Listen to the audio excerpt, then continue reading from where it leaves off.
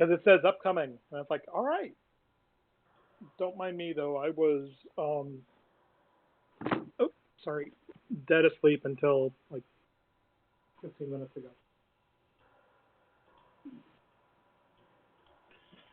I always love it when I'm talking to myself for a while and then I realize that I haven't hit go live. I haven't done it in a long time though. You know, there's nothing at all wrong with talking to yourself. I am working on I'm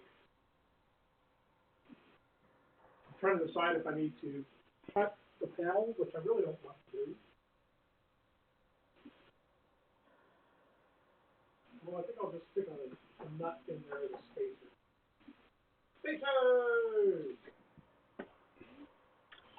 So I loosened up all of the set screws on the verticals and clamped the front left corner, and I netted a few tenths of a millimeter better. Well, if you're getting a few tenths of a millimeter better when you're only like a half a millimeter off to begin with, it's probably within the adjustment range of the bed. Well, maybe, but it's bothering me that I'm still the better part of a half a millimeter off. True. Obviously, has not used an ender before. What's that? I said you obviously have not used an ender or other ilk. Dude, seriously, that's not your food. You have to go. Mistress, leave alone.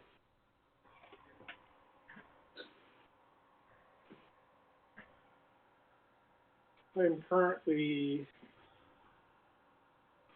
building one of the refurb Ender 5s. Started it last night. I was able to print some upgrade parts to it. And the upgrade part being I moved the control box from the box back. And I put a BL touch on it. Nice. Which means I'm going to have to wander in, grab my laptop so I can do a firmware upgrade, but that's not a big deal. They actually have a firmware package for it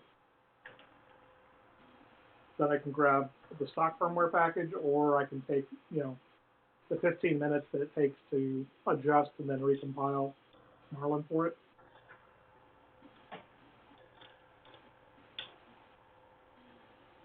But I'm working on cable routing at the moment. So I'm also trying to make a cup of tea. Your bed, it's so shiny. Don't go into the light. I can't help it. It kind of makes me want to try printing on the granite just to see what happens. Yeah? But I don't think I'd bother. What's that? You're on the 7x7 grid? Yeah, at the moment I am. Would you put down painter's tape, or? I was just curious to see what would happen if I printed directly on the granite. But Well, you're not going to get hot. I mean, or if you are going to get hot, it's going to take a long time. Right, I was just going to say that I'd basically be forfeiting my ability to heat the bed. You throw some painter's tape down on it, PLA will stick to it. Well, that just might as well be a glass bed at that point. That's true. But you know that it's flat. I didn't know you had that square of granite. Was that the tile, or is that? Yeah, that's the tile that I've been using. It's pretty flat. It's pretty. It's pretty. I mean, pretty shiny. Yeah, it's also the perfect size for the bed. It's kind of funny. It's almost like I did it on purpose. Of course you did it on purpose. Take credit for things. I should say Poof did it on purpose because, you know, I didn't design it.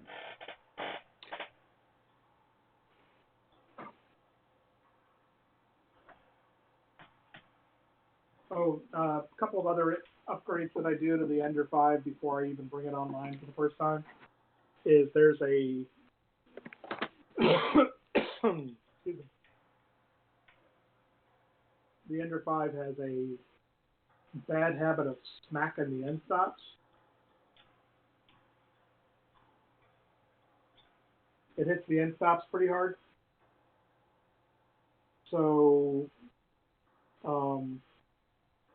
there's a silent end stop mod, and what that does is it flips the end stops upside down and rotates them, so your carriage is coming up against the end stops. And it uses the lever arm stops, right? Stop switches. Gotcha. So it's coming up against the lever arm from the narrow side.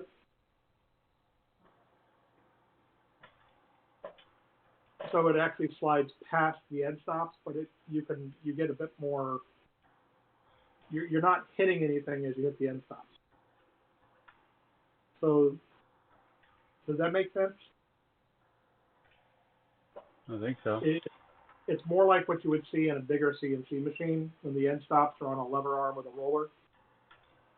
So you're rolling up against the roller arm. So you're not directly impacting the switch. You're hitting the lever, but you're sliding past the lever. So anyway, so is that the after the fact, after the twist, or after you've addressed the twist? That last one I put on there was after my last attempt at getting rid of the twist. Obviously, I didn't get rid of it, but I reduced it by close to 1/10 of a millimeter. Okay, what's the total? The total, well, it's plus or minus 2.3 plus 2.1, so total of, I don't know, close to 4.5, I guess. And I was closer, huh? So you've got a 4.5 variance over 300 millimeters. Yes. I should know this.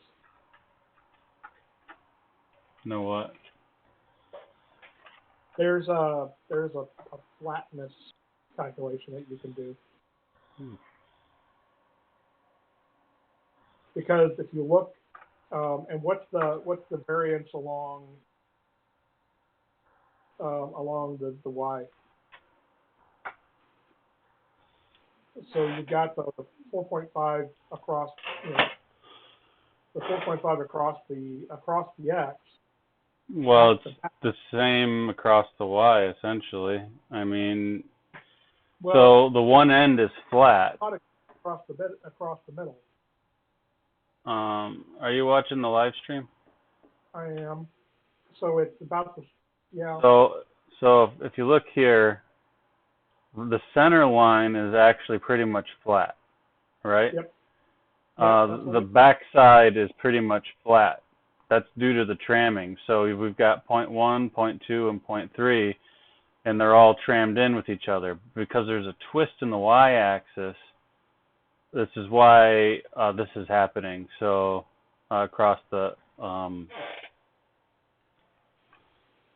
yeah. The mean error is 0.005 millimeters. Maximum deviation is 0.2. Can you flip that over to a heat map? Isn't it the same thing? I don't know. It just looks a little different. Well, the heat map basically, okay, the heat map just shows you the... it shows you the variation from true. Right. So if we look at a top-down view, you can see basically we have the exact same pattern on both sides. Right, but if you look at the heat map, you see your variation. It gives you a better indication of where your variations are and how far off from the mean you are. Which, if you're looking at this, it gives you. It seems to be. You see how more of your bed is in green at this point? Yeah, I'm improving the situation. I just haven't got it to where I want it to be yet. Okay. I'm definitely better off than before I had started screwing around with it, for sure. But so you figured, is this where you might start putting shims in?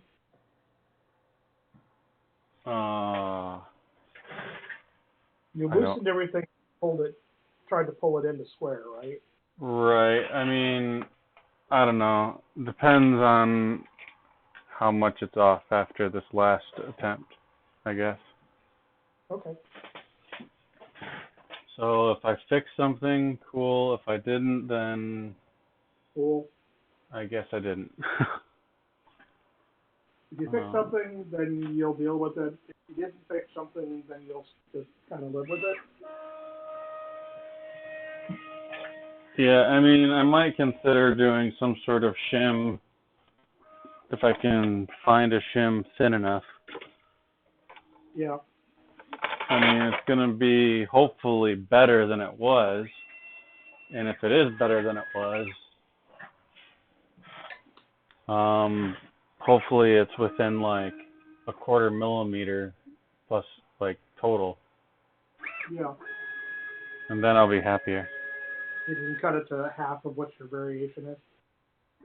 Yeah, I started with almost a full millimeter. Yeah. So I'm working in the right direction.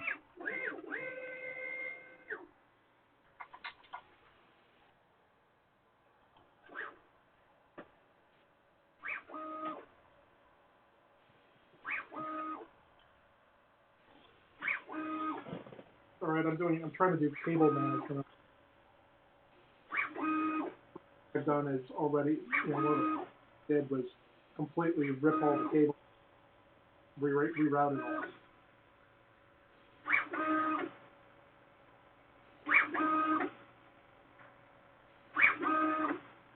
And so I have cables that are not quite long enough. They're just barely long enough. And then I've got a cable that's like.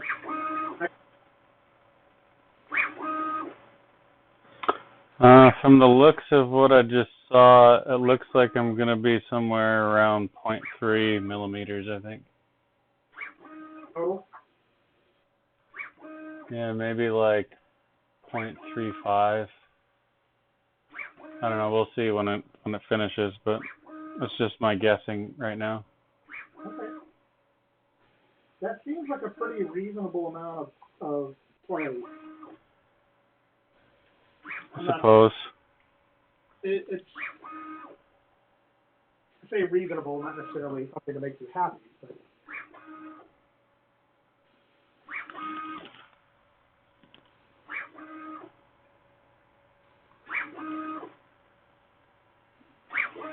Makes me wonder how Josh was able to ever get just tramming without a mesh to work.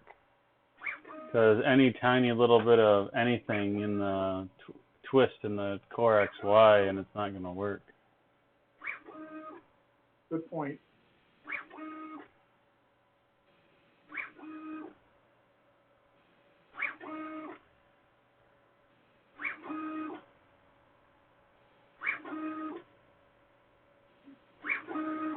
I'm just hoping I didn't make it worse. That'd make me sad. Yeah. Oh, crap. I just hit mesh level again. Well, I guess you'll have two. No, I just de-stopped it. Oh, all right.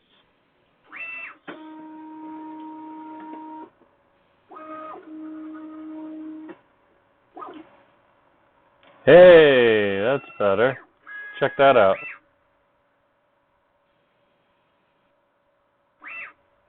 I can't see it. Oh, I'm sorry. That's okay. Check that out.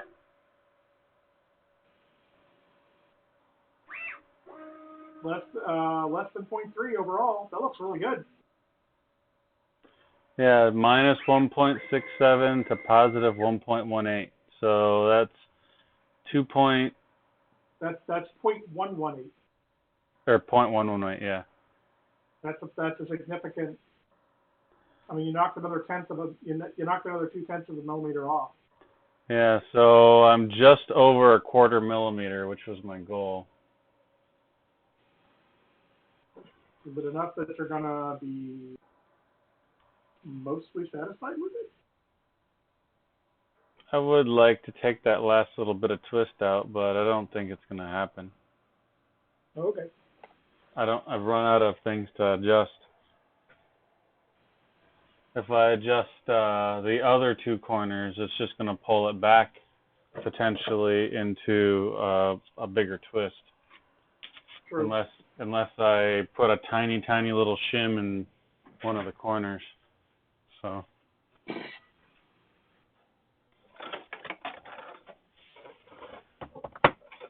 It would have to be about a 1/4 millimeter shim.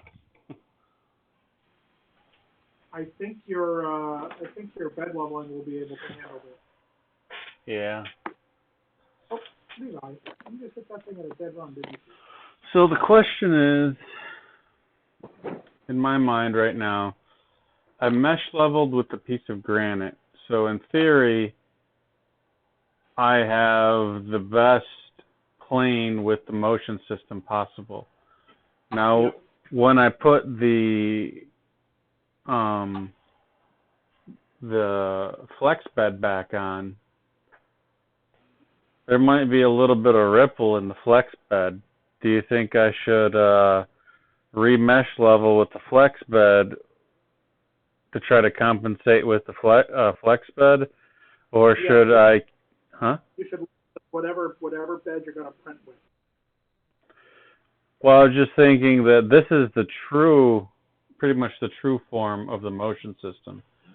So any ripple in the bed would actually, in my mind, almost make it worse. Like, you know what I'm trying to say? Oh, I do.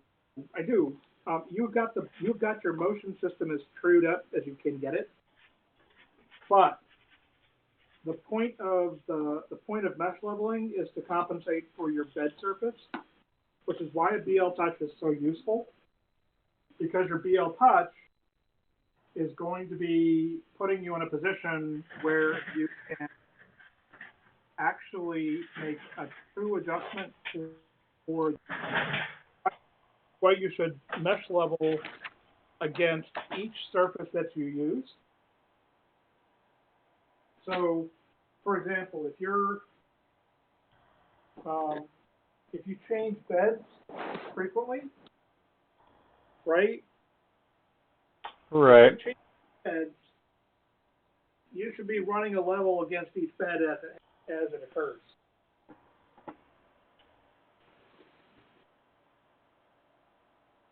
And it sounds like a lot of work.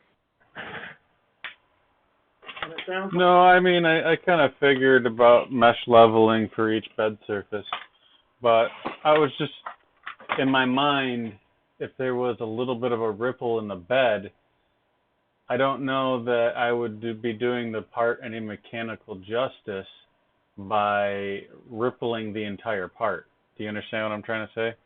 So well, what? That's what fade is for. Fade. So fade is the mesh leveling compensation that is applied, and it applies at 0, and then you reduce the amount of compensation that you are adding, right? So, for example, my setups are running a fade of 0 to 10. So over the first 10 millimeters of vertical height of a part, the mesh compensation.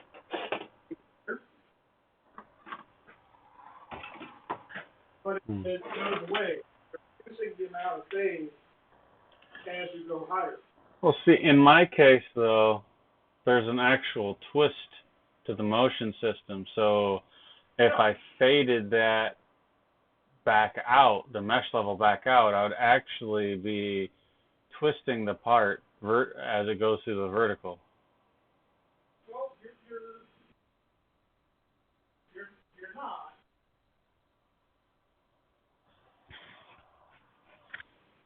Eh. You don't have to fade as high. You can fade over the first like 3 layers, right? Your variation is essentially a layer, right?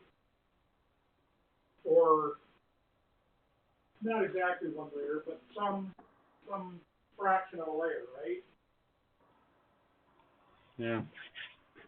So fade is really what the fade does is it compensates change from the mesh.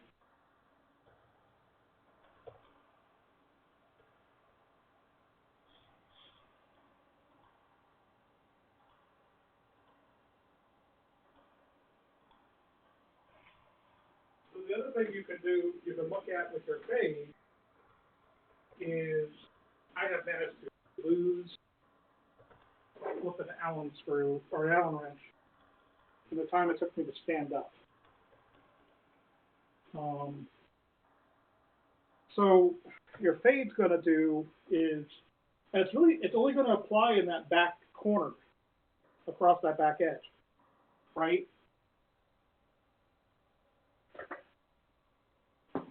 Yeah.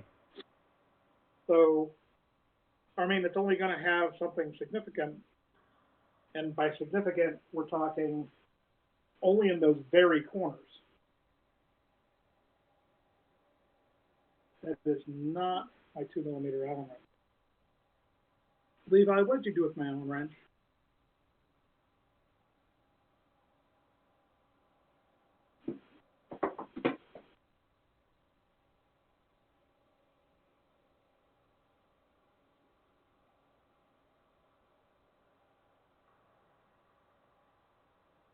And I'm not trying to, I mean, fade's can be your friend. Just like fish are friends, not food.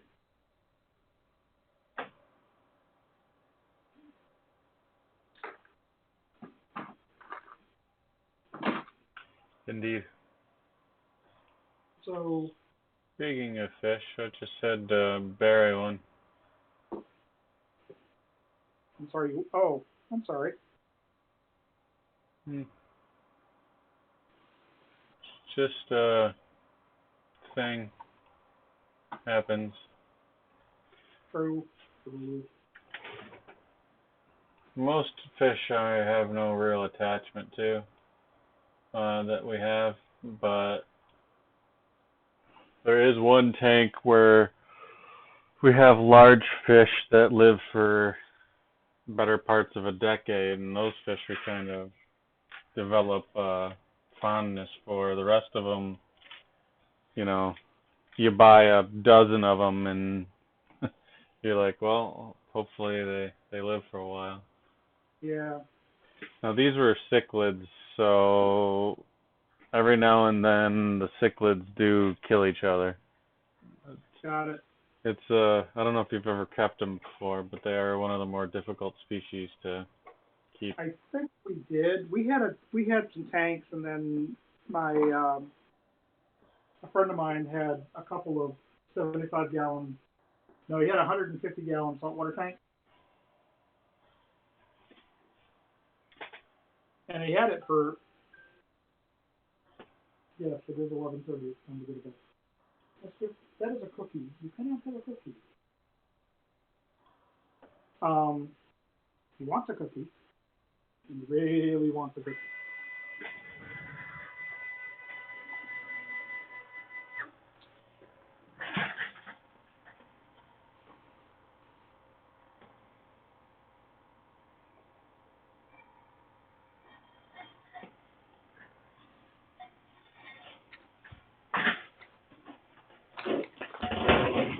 Really is. What's that? I mean, it's probably slipped under the edge of, or it fell. I don't see it on the board. Dude, you are doing your very best to spill everything. Sounds like my son. Let's just catapult the potatoes to the other side of the room. Oh, well, you said catapulted. Well, there's one thing I apparently didn't pay any attention to. That's not helping my case at all. Can you see the camera? Hey, you left the label on it. I did. And it is significantly thick. It is. So now I'm trying to find a razor blade. A little bit of alcohol and a fingernail.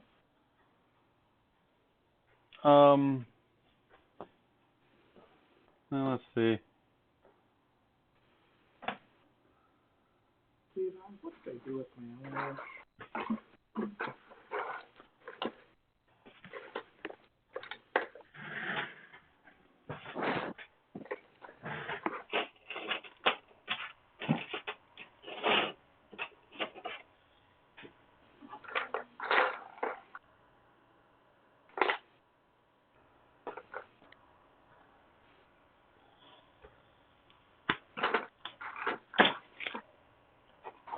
Apparently it's off the back of the box.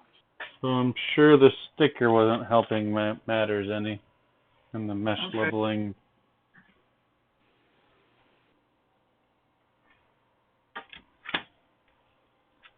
I think I'm going to have to cut or put a spacer.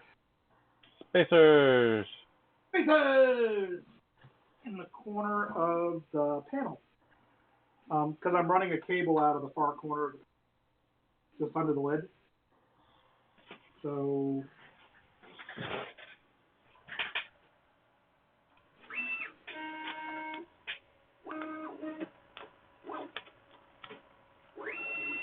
probably not as, the best thing I've ever done, but I will throw a piece of pipe up on either side of the cable as it comes through. What the heck? Oh, kidding me.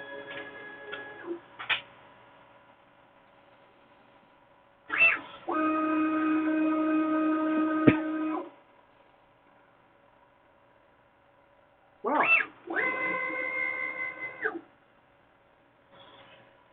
so a fan, the board cooling fan, hits the pin 27. The part cooling fan hits what? The board cooling fan, the fan that blows on the control board. Gotcha. Enough clearance to let the fan close, because there's something called the pin 27 board. The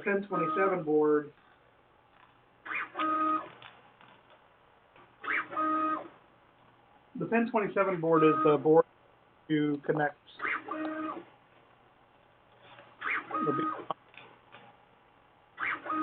and it catches, or it needs a clearance. So either space the entire board, or I turn a new cover. Makes difference. All day, I know that because always got this.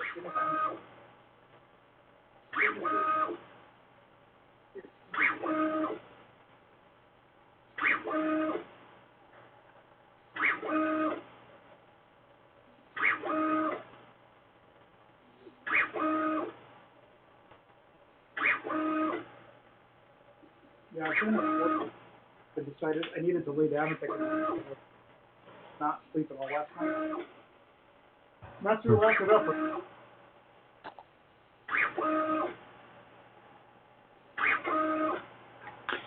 I found that the easiest way to get plenty of sleep is to always be tired.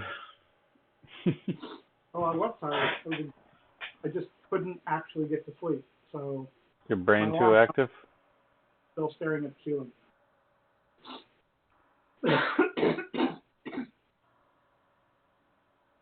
Hey, look, your build plate has got a ripple in it.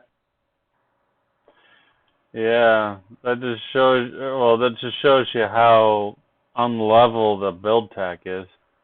Yeah, but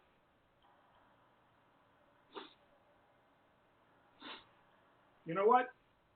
Just for giggles,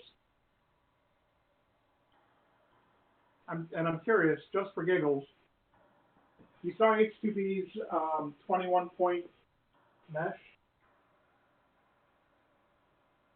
H2B's 21-point mesh. What about it? I don't know.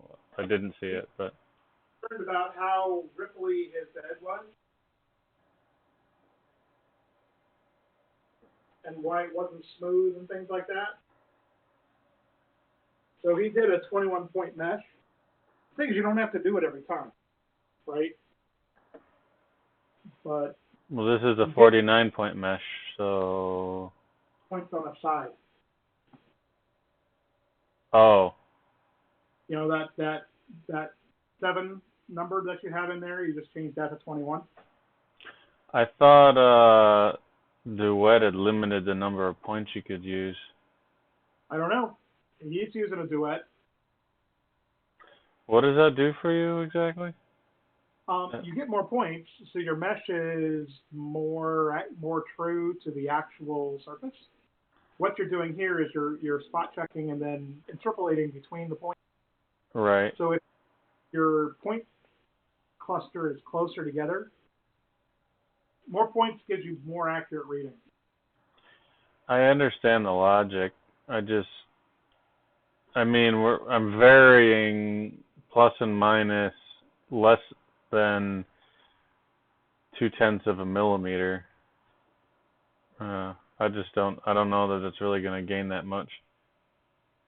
Well, but. Did you see his, I'm sorry, my brain is even. He did a thing, and I say a thing because he was doing a first layer print where he was printing a 300 or a 275, like 75 one layer square.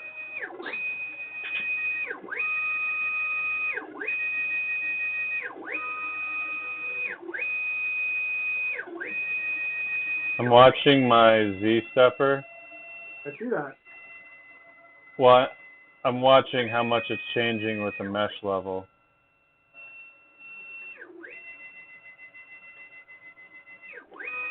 It looks like the most it turns is roughly 90 degrees. Okay. So definitely better than it used to be, that's for sure. Yeah. All right, what do we say we try that print that we were trying to print the other day? Okay.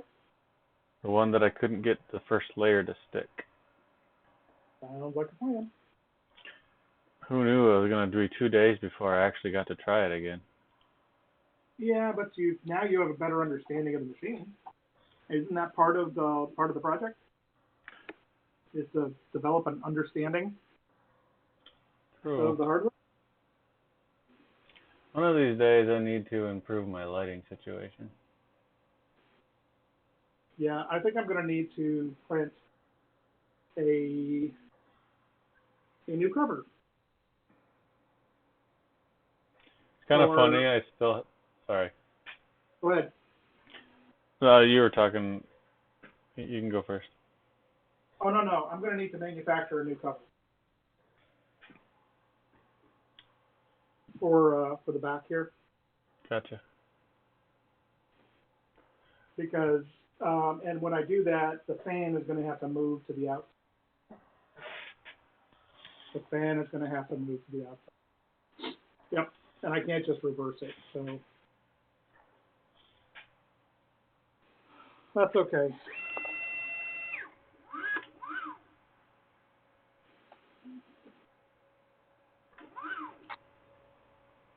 It's been quite a journey, though, like fiddling with mesh levels, twisting the machine, trying to smooth out the Z accelerations and jerk settings. Yeah.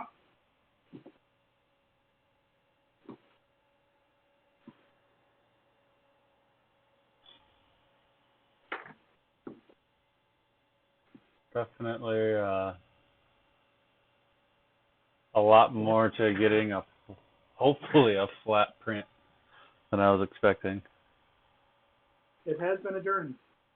I still haven't been able to run a auto tune on the tool. Oh wow.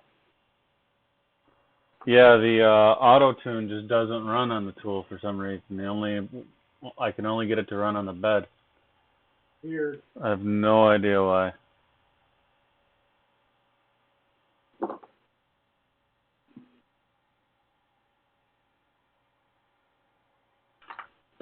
All I can say is I sincerely hope this gets my print to stick. If it doesn't, I'm going to be sad. Sad. I'm sorry.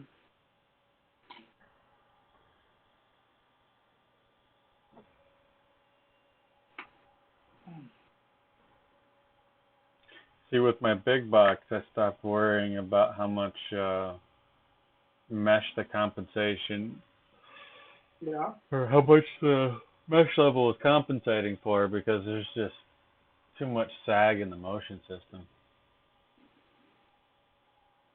Got it. Basically, I'm on steel rods for the X and the Y axis. Oh, okay. So there's no aluminum and rail or anything like that on it. I don't think rails were even heard of back then when, like, my printer, I just had a Facebook notify me that I was posting my big box build pictures 4 years ago. Oh wow.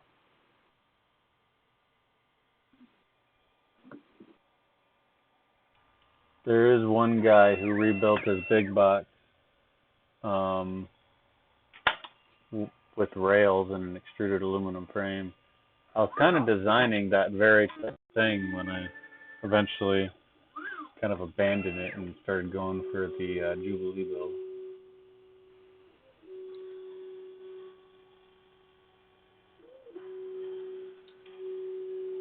Hey now, that looks like something. Yeah. Now you doing compensation?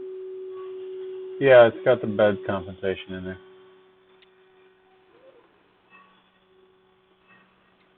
Yeah, that's a nice uniform first layer.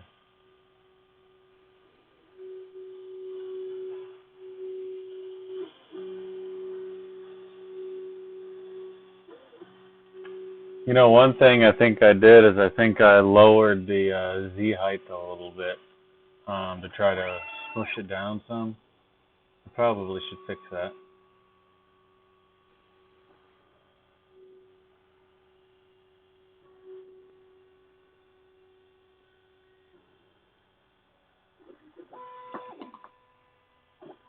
Oh yeah, it looks much better now. Cool.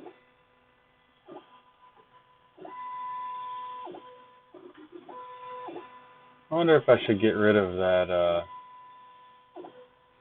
the wipe maneuver. I mean, on a normal, since this is a single walled print, it's kind of goofy. On a normal printer, it wouldn't, or a print, it wouldn't really be an issue because it's only going to, I think, wipe on the outer perimeter. I think. Yeah.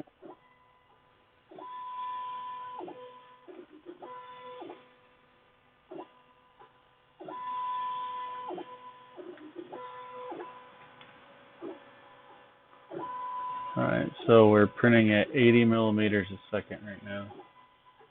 Okay. Is this the pressure advance? Yeah.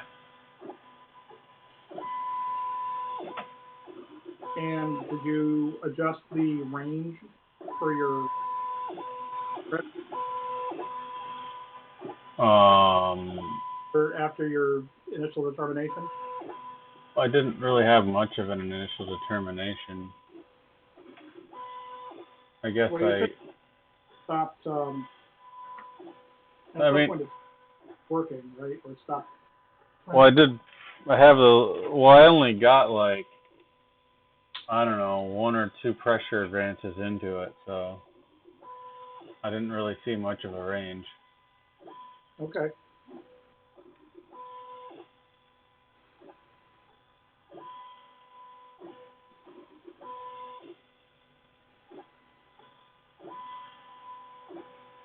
I wonder if every 10 millimeters is really necessary. I think 5 would have been sufficient. Yeah. Oh well. Oh. So this is going to take a little while. I wonder what I should do in the meantime. Maybe I should load some PETG into my other printer. Put some in the big box. Yeah. And get the big box printing some visors or something. Or headbands. Where did the PETG go I found the other day? Yeah, I tried looking online for more PETG, but there's really, None to be had. no. I mean, I guess I could try ordering some, but, and just knowing that it'll take a month to get here.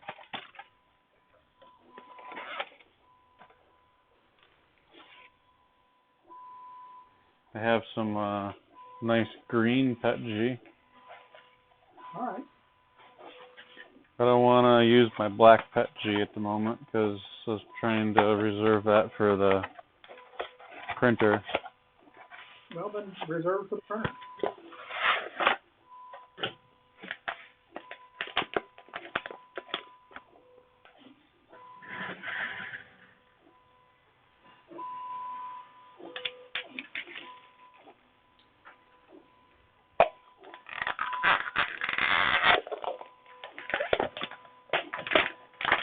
You know, I was thinking about making a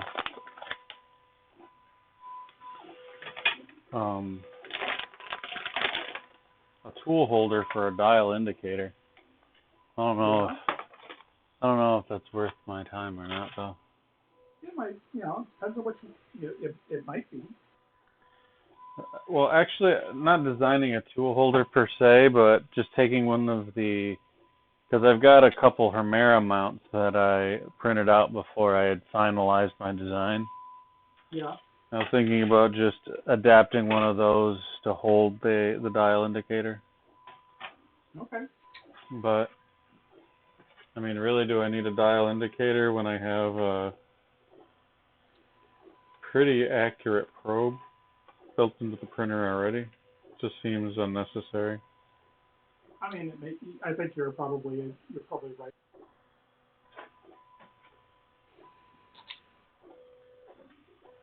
I was just thinking if I was going to shim it, it would make the process faster. If I could just move the dial indicator around the bed by hand to see how the shim was working, but at this point, I've got it so far down that I think I'm not going to worry about it. You're probably within the realm of what you physically do with the machine.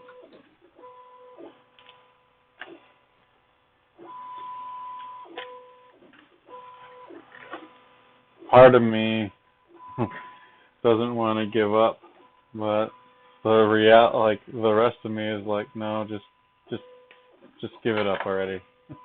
Never give up, never surrender. I've been wanting to watch that movie for a while.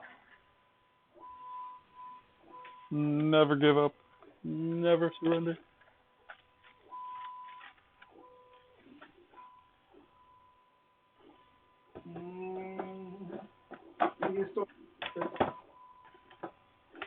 We built the ship from the historical record.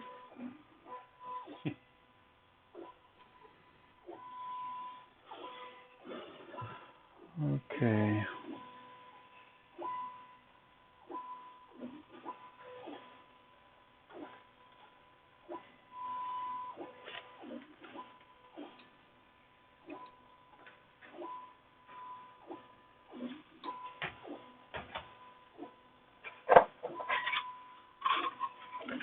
I'd seriously watch more Galaxy Quest if there's more Galaxy Quest to be watched.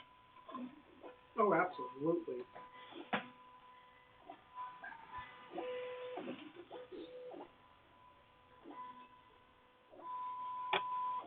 They've pretty much just stopped trying after Alan Rickman died because they kept pitching it. You know, they pitched different stories to the studio.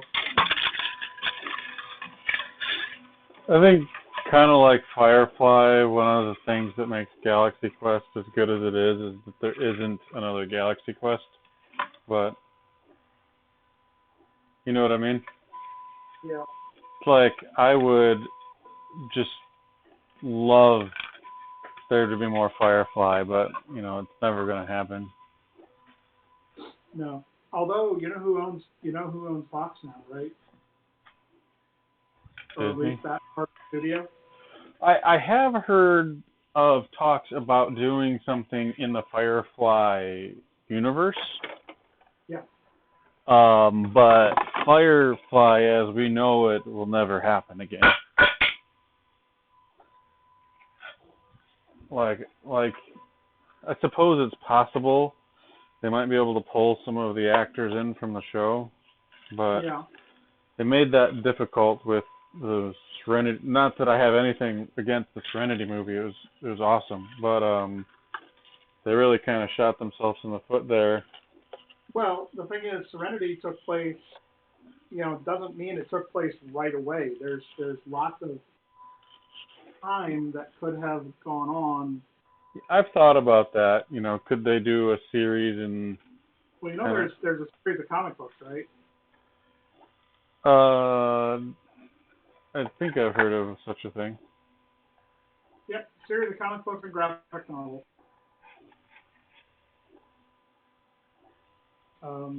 Have you experienced them? Well, I mean, I ran a comic book shop, yeah. Why am I not surprised? Well, put it this way, I have done everything that there is to do in life, and now remember, my kids I've got grandkids, so I'm not young. Yeah, but I've had all of like I guess maybe 4 jobs in my life, if you count a couple like little jobs when I was in college. But like I've only had like 2 serious jobs after college. But you seem to have had careers, not just jobs. Well, I did 8 years running so you know that's not really a career. It felt like it at times. 8 years running a comic book store, that's like, I mean, obviously it's not a full career, but it's not an insubstantial amount of time. Yeah. Then you were in a submarine, I don't know, you keep coming up with things like every few times we talk, it's like, oh yeah, I did this for a while. So I've had an interesting life. Indeed. I'm not saying there's anything wrong with it. If I was in any way implying that it made it sound like, or I sounded like I was implying such a thing.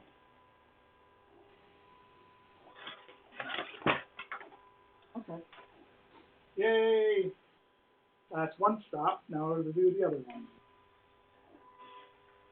I also have to rotate the bed on this. Oh. Take the bed off and rotate it 90 degrees. Pressure advances. definitely not good at whatever setting that was. Well, remember the pressure advance is have the corners stopped stop. Okay, once the corners fail, you can quit the print. But I tried so hard to make this print go. I'm just kidding. I'm just kidding. Oh, let me see. I'm hungry. You can fix that. I don't have anything to eat. Well, I mean, I could probably find something if I was willing to. I don't have anything to snack on.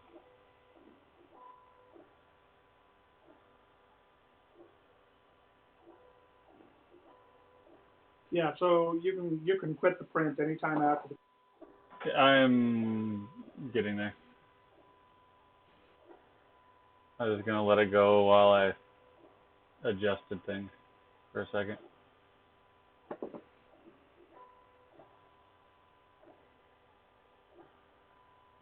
Apparently, I really needed that nap.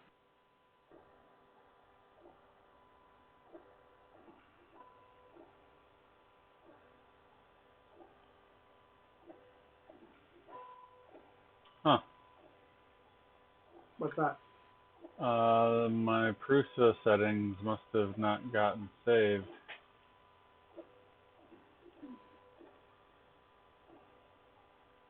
Oh well.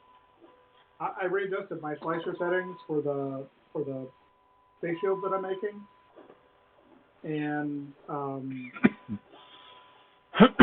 Excuse me. to cut the print time by 2.5 hours. So Nice. instead of almost between 5.5 and 6 hours, to less than 3.5, and that's without changing the model.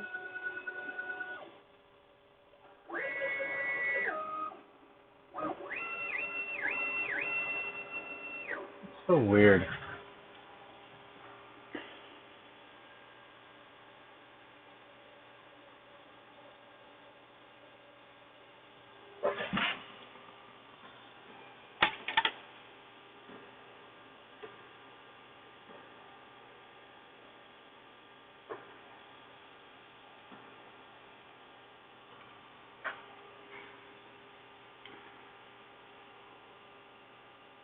Tell you what, though, the sides of this print look absolutely immaculate.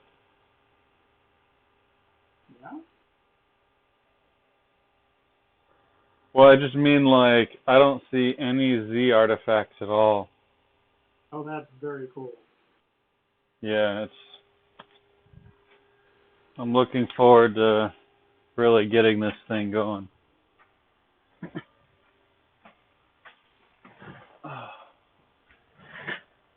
Yeah, at some point I'm going to have to test the entire 300 millimeter Z-axis. Because my big box has a ripple in the Z. Oh, okay. It's not huge, but it's visible. Like, you know how it changes, like even though it still measures like pretty much spot on, there's enough of a ripple to cause a optical disturbance. Yeah. If that makes any sense.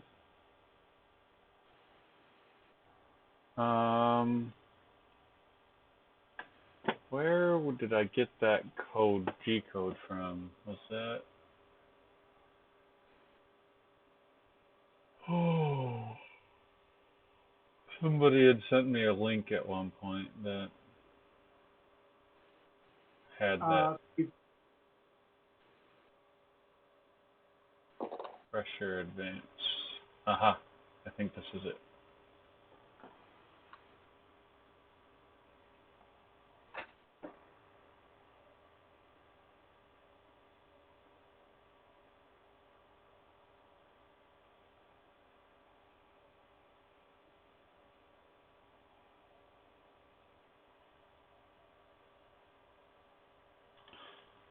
Oh, this is doing it by layer. Yep.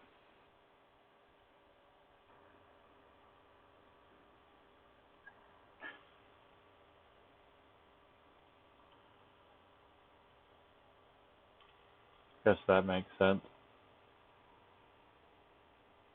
But it seems like a lot of layers. Let's see, 0.2 millimeters times 25 layers is what? My brain doesn't want to do math right now. I'm going to cheat. I don't know that it's cheating. So that is every 5 millimeters it's changing. Yeah.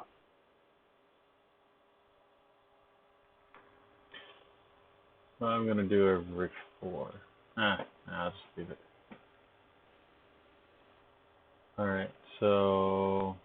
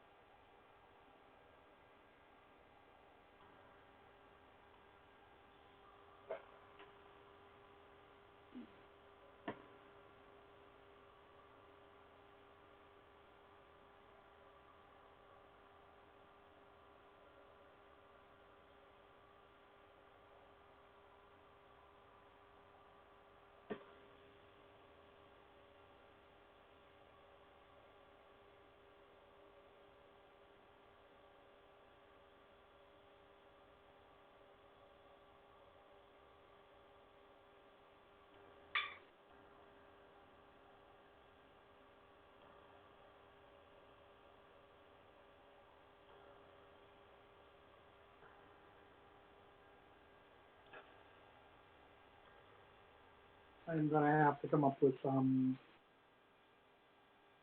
better cable management because I've got too short. My zip ties are too short.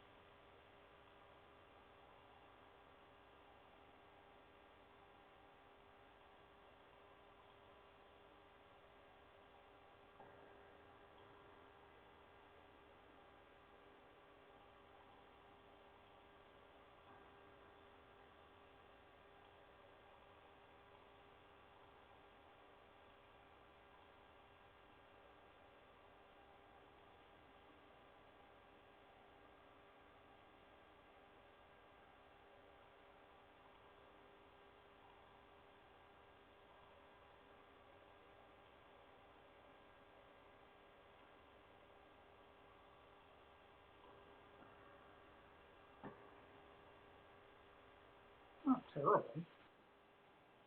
Not great. It's not terrible.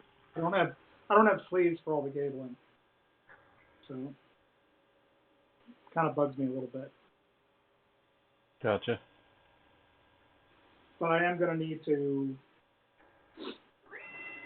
put spacers in order to.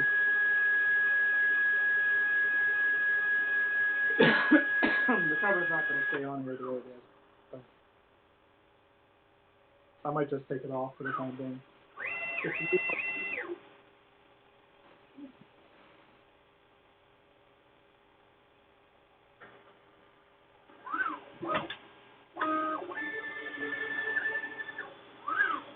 I wonder if it's overriding the jerk parameters at some point. What's that? So I wonder if it's overriding jerk parameters at some point, because it's like... Maximum set. Huh? There might be a maximum set somewhere, so... Well, no. So, during the print, it seems fine, and during, like, when I run my, fast, print... Are your rapid modes? Yeah, where it's like zipping around everywhere. Everything is fine there. But like, it seems like after it does a homing procedure, it still does the wah, wah, wah, wah, as it's going across the bed. Very strange.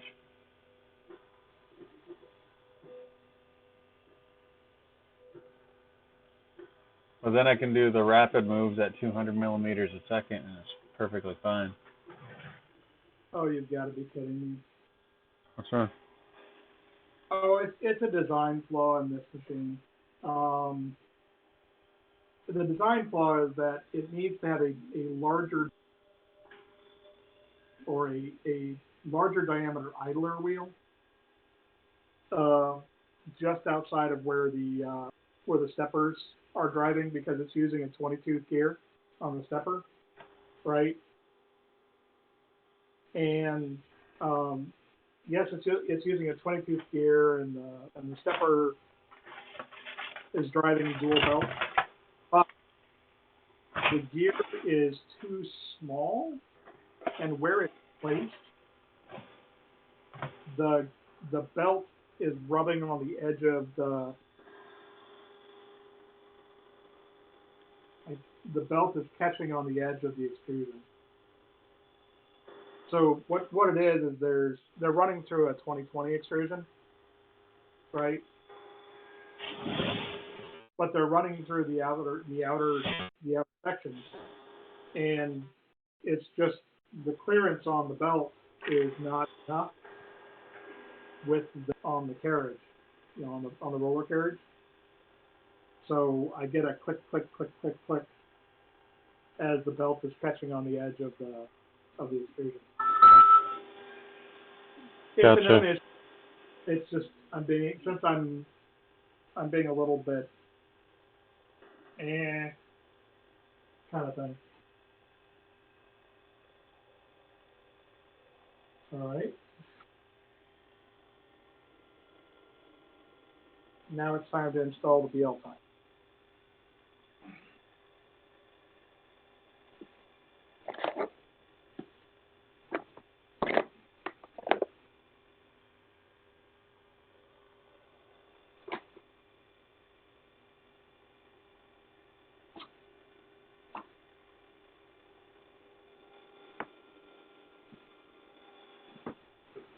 And I can't find it because Fuzzballs over here knocked it on the floor.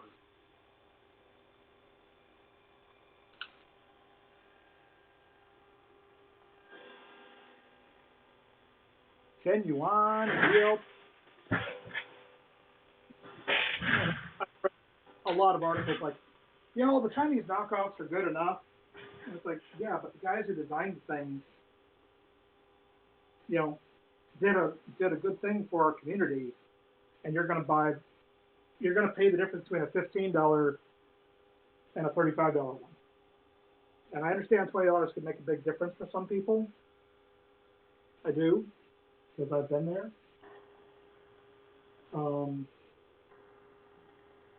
I went a lot of years of making less than 30K trying to raise a family, which doesn't seem like a lot of money.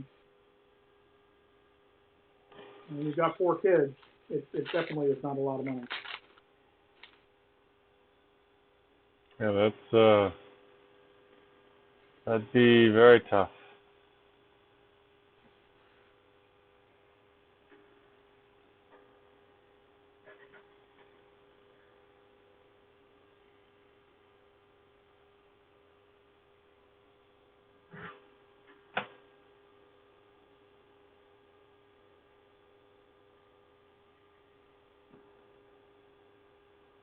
I love their packaging design.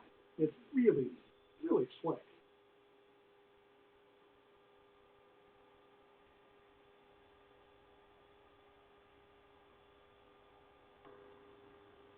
Although I've never been one to actually like use this to spring mount the BL touches.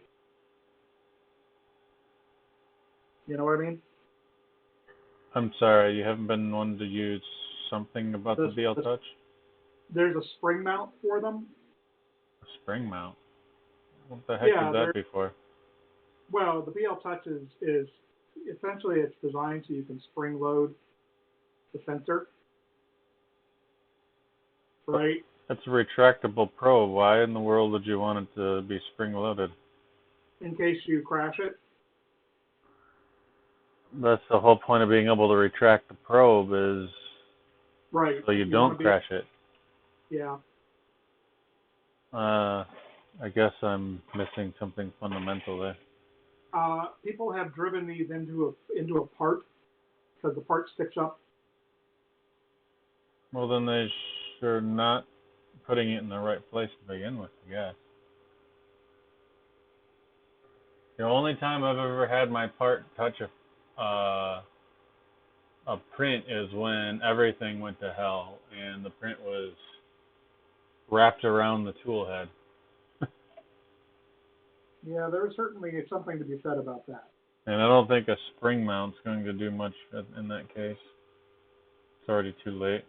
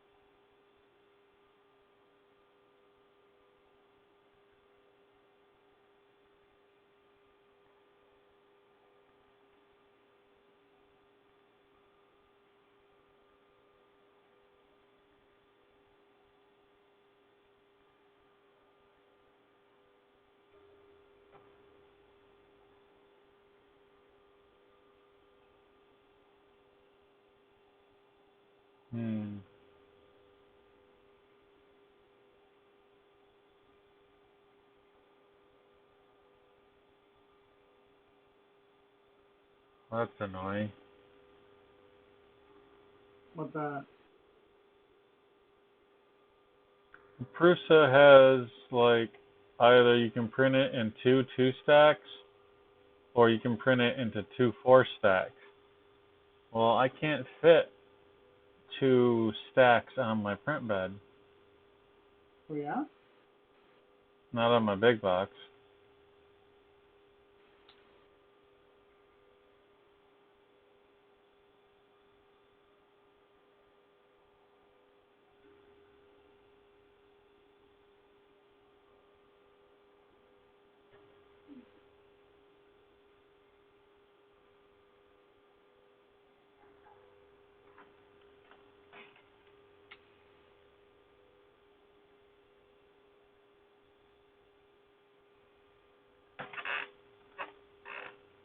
So, do you have a community map reach already going in your area for these?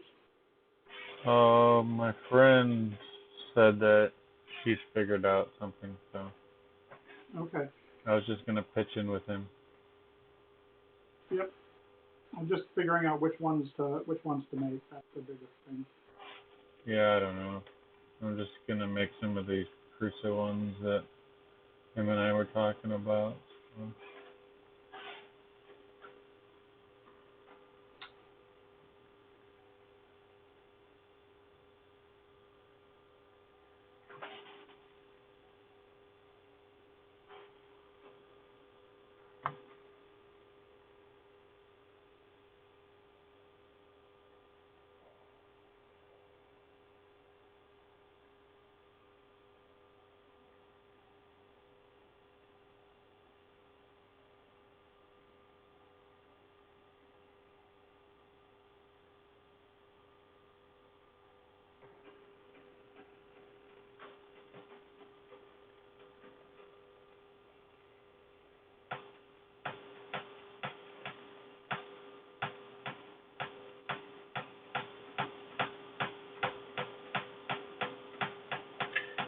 Thankfully, somebody separated the 4 stacks into a single print. Ah. Like, apparently I'm not the only one that is like, not everybody's print bed is that big. That is so true. Oof, 18 hours. That's one of the reasons why I was printing. Oh, I don't have it set at 0.3 layer. That's part of the problem. What else can I do? What are my speeds here? So what size nozzle is it? 0.4. All right, set your line width to 0.6.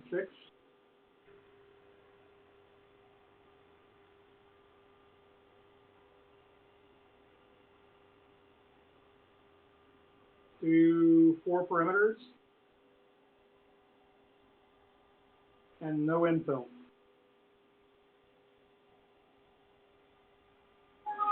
No infill?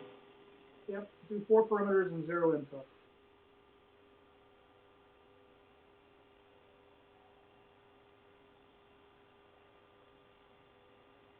And then check and see what your print time is.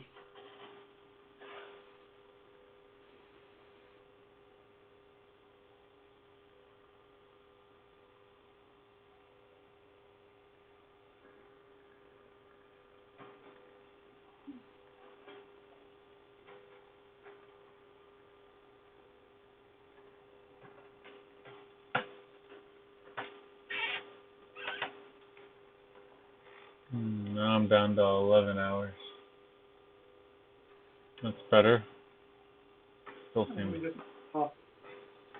How long does it take you to print 4 of them? I'm not printing the Prusa one. I'm printing the one that's got forehead shield because that's what the local folks want to use. Oh, has what? I'm printing the one from the National Institute of Health site. It's got the forehead shield.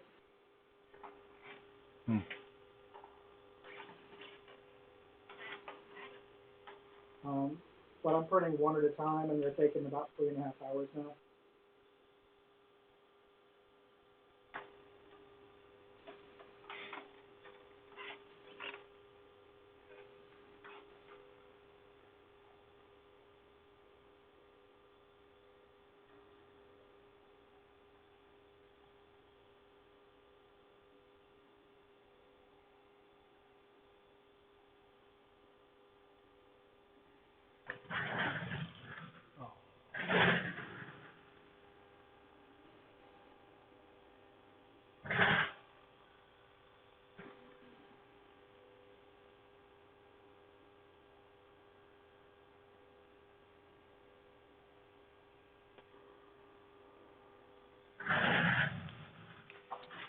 My phone goes. All right.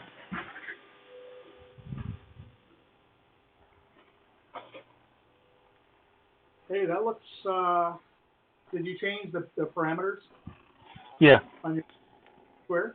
Looks really nice. I changed them so that they have a much smaller variation, and are going through where my favorite one of the cubes I printed is right in the middle. Nice. Okay, steel touches in place. Everything's wired up. I don't have any. I've got like a couple, like two more. Yeah, I could put three more good size on that. I dropped my Yeah. I dropped my phone in my in my fish tank earlier. Oh no. Oh, it's fine. Modern day phones are submersible for the most, Yeah. but it's like, what an idiot. It fell all the way down to the bottom of a 75-gallon tank. At least it wasn't a toilet. You know, I knew a girl who dropped her phone. I think she ruined 3 phones by dropping them into the toilet. Yeah. I had a guy bring a phone in a bag when I was at the Apple store, and this was back when the iPhones weren't particularly water resistant. I mean, it was back in the early days of the phones, right? Mhm. And it's like, well, you know, it should be covered. It's not covered under. We need water damage isn't covered. It's like, and then we start looking at it, and the thing is like water pouring out of it on the counter, and then they say, oh yeah, I dropped it in the toilet. It's like, we're done. That'll cost you X amount for a replacement phone.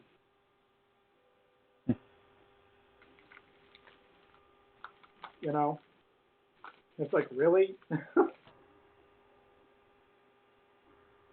We also had the son of a prominent attorney in the area. And when I say prominent attorney, I think he was the mayor at the time. Nice guy. The kid was definitely a special needs kid. Um, but you know, just really a genuinely just had the worst time with phones. So he was in about once a week with a broken phone, and Dad would replace it, and you know, we'd have a nice conversation, and we'd get all of this stuff, move on. All right, hey Fuzzy, buddy, Mister,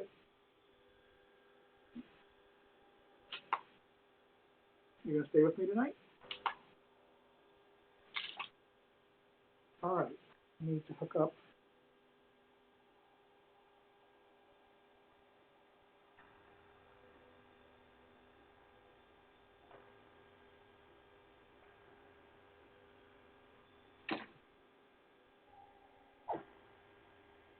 Oh, right, I forgot. I need to readjust the wires on the extruder of the big box because they're actually hitting. So the way they did it in the design is they have the y-axis has a steel rod that goes between the left and the right side that spins the pulleys to drive the gantry back and forth. And actually, the wire bundle is running into that. It skips a step when it goes back to do its purge. Yeah, I recognize that. Not gonna really cause any problem for the print, but I really need to get that fixed.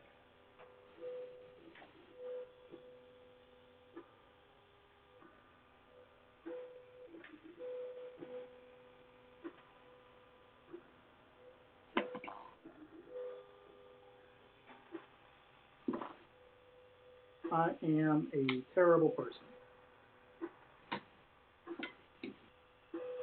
I just dropped all my frames. Not entirely sure how that qualifies you as a terrible person, but As a terrible person? Oh, I don't know. I'm sure I can come up with something.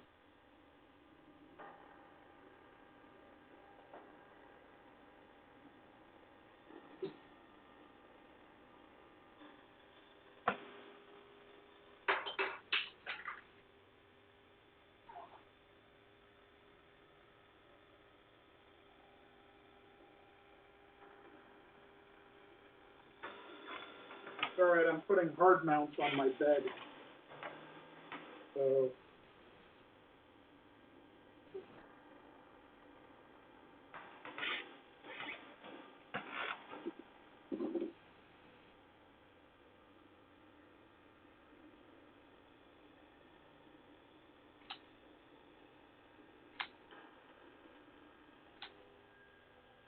alright, the big box is on its journey.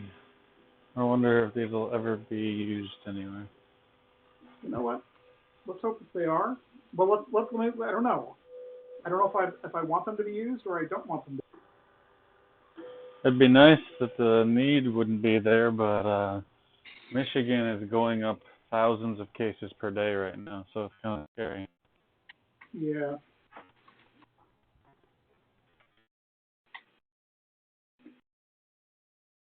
Per day.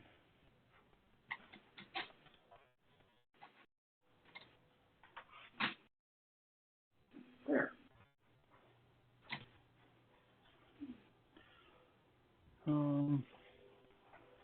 Well, I guess I let the Jubilee do its first run while I'm not present. Because I don't feel like staying up any later. Oh, you're done?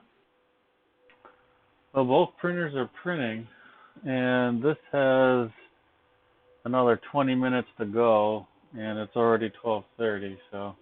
Oh, it is? Yep.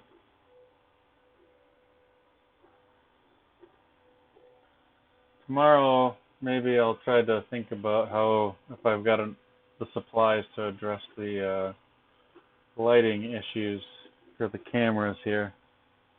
Okay. So I can illuminate the prints better.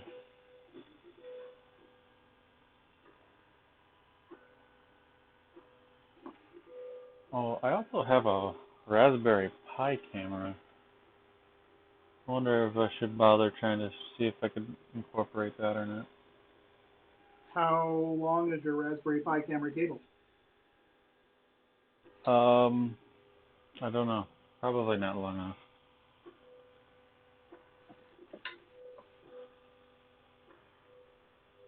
I'll look into it tomorrow.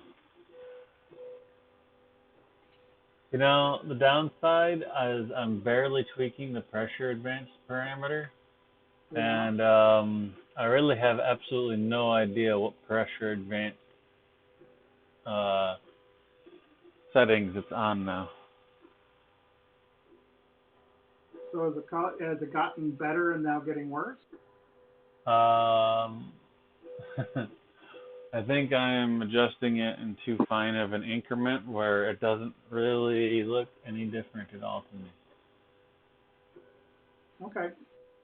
Well, I mean, I think it's getting a little better as it gets higher, but we're talking very small.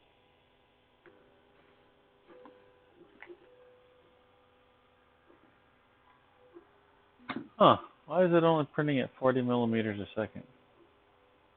I don't know. Why is it printing at only 40 millimeters a second? I don't know.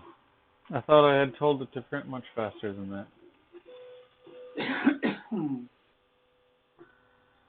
Oh well. I'll mess around with it more tomorrow. I think I've at least got my bed situation under control, so. You've made your bed, now print in it.